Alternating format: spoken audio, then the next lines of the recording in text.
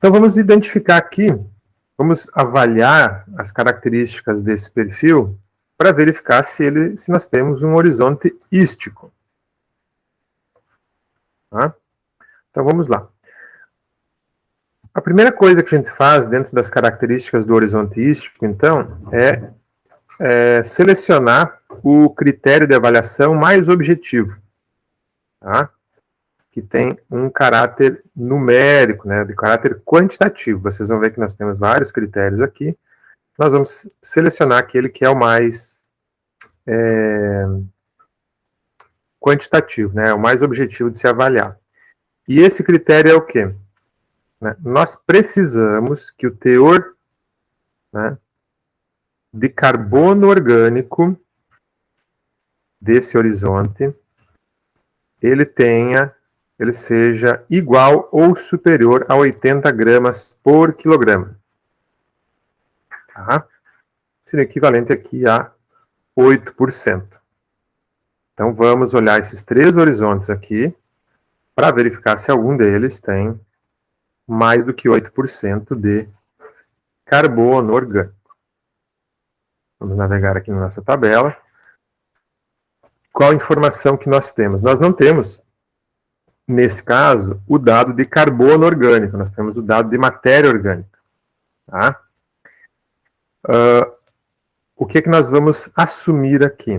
Né? Para fins de cálculo, então, nós temos que fazer a conversão da matéria orgânica, conteúdo de matéria orgânica, que inclui carbono, hidrogênio, oxigênio, nitrogênio, enxofre, fósforo, né? Vocês viram isso lá em química orgânica.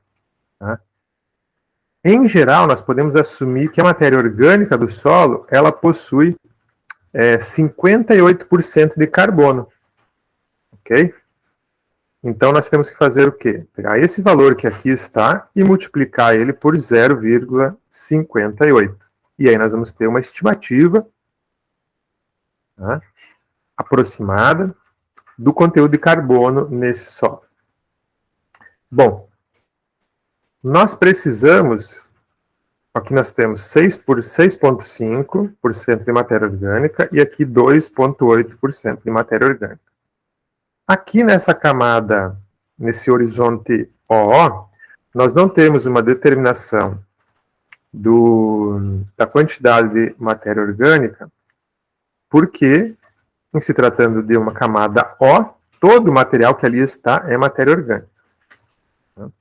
Bom, mas aí tem um outro detalhe aqui importante. Nós precisamos fazer uma análise desses dados, qual é de fato aqui a unidade medida, né, desses valores.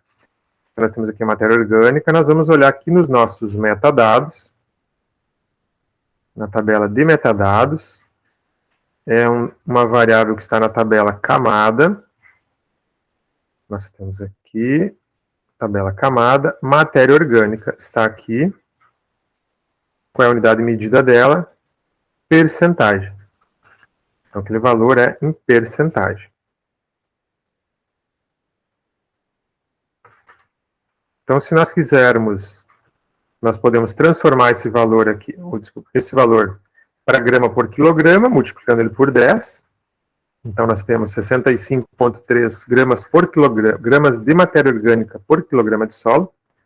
Ou nós podemos transformar esse outro valor que aqui está no sistema, de grama por quilograma, para percentagem, dividindo ele por 10, que seria o quê?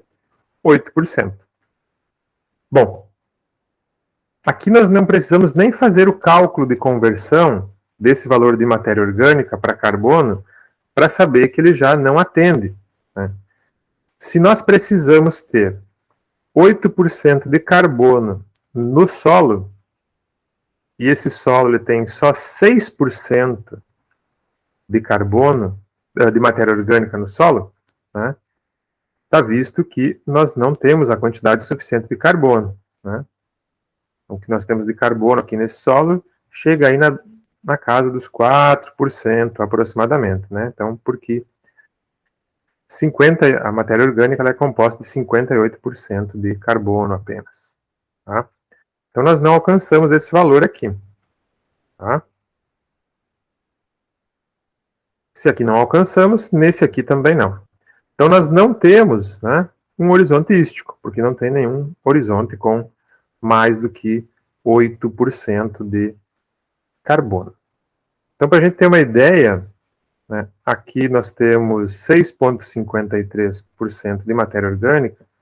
A gente pode calcular aqui quanto que nós temos de carbono efetivamente nesse perfil, né? Então, 6,53 multiplicado por 0,58.